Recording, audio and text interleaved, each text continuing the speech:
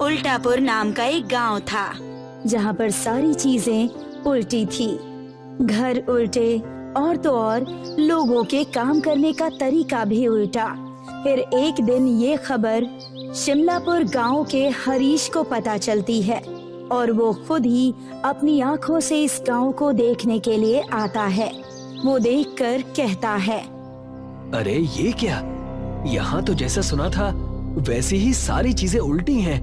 घर से लेकर कुएं सब उल्टे हैं, पर ये सब संभव कैसे है? हरीश गांव में जाता है और उसे एक आदमी से मिलता है जो अपनी साइकिल उल्टी चला रहा होता है और हरीश उससे पूछता है, सुनिए, क्या आप मुझे बता सकते हैं कि यहाँ सब उल्टा क्यों है और आप ये साइकिल उल्टी क्यों चला रहे हैं? मुझे ये तो नहीं पता, पर जब से मैं इस गांव में हूँ तब से सब ऐसा ही चल रहा है। पर तुम ये बात गांव के मुखिया से पूछ सकते हो, उन्हें जरूर कुछ पता होगा। और वो मुझे कहाँ मिलेंगे? गांव में एक बहुत बड़ा पेड़ मिलेगा जो कि गांव में अकेला सीधा पेड़ है। आपका बहुत बहुत शुक्रिया।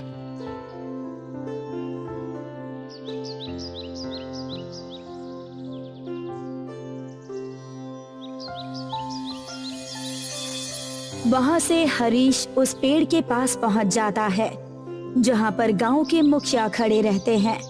हरीश उनके पास जाकर उनसे पूछता है, क्या आप मुझे बता सकते हैं कि यहाँ घर, कुएं, पेड़ सब उल्टे क्यों हैं और सिर्फ ये अकेला पेड़ सीधा क्यों है?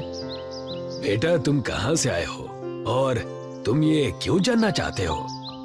मैं शिमलापुर गांव का हूँ। मैंने सुना था कि यहाँ सारी चीजें उल्टी हैं, तो मैं देखने के लिए खुद चला आया।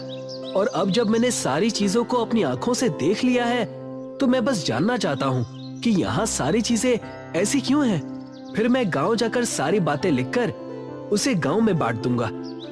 देखो बेटा, मुझे पूरी बात तो नहीं पता, पर मैं यही जानता हूँ कि एक बार एक ऋषि थे जो इस गांव में इस बड़े सीधे पेड़ के नीचे बैठकर ध्यान लगाया करते थे, और किसी वजह से उन्होंने इस गांव को श्राप दे दिया, जिस वजह से इस गांव की सारी चीजें इस तरह से उल्टी हो गईं। पर उन्होंने श्राप क्यों दिया और उस श्राप को कैसे हटा सकते हैं?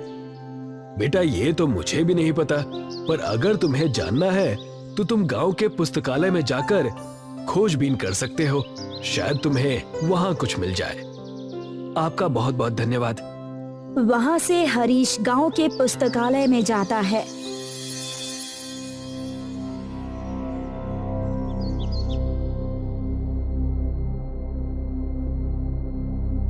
जहां पर कई सारी किताबों की लिखाई उल्टी होती है।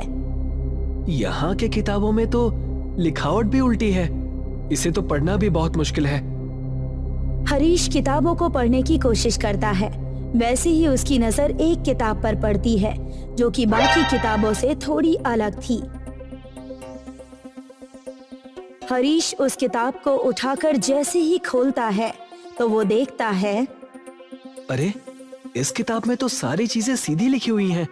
देखता हूँ, शायद इसमें कुछ लिखा हो जिससे ये पता चल जाए कि इस गांव की ये हालत आखिर हुई कैसे। हरीश उस किताब को पढ़ने लगता है जिसमें गांव की कहानी लिखी होती है। कई सालों पहले एक संत इस गांव में प्रवेश करते हैं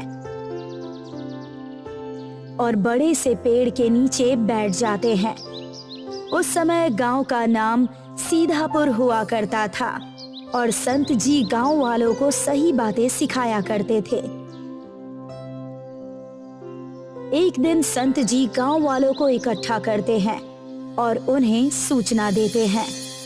गांव वालों, मैंने आप सभी को यहाँ इसलिए इकट्ठा किया है ताकि आप सभी को गांव में हो रहे शिकार के बारे में बता सकूं।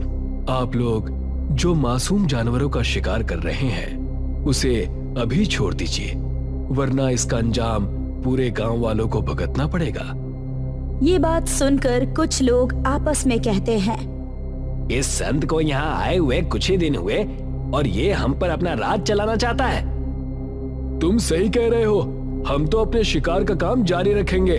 चलो अपने शिकार के जाल को गांव के जंगल में डाल कर आते हैं। गांव वाले संत की बातों को अनसुना कर देते हैं और फिर से शिकार के कई सारे जालों को जंगल में बिछा देते हैं। फिर एक दिन संत जंगल से गुजर रहे होते हैं।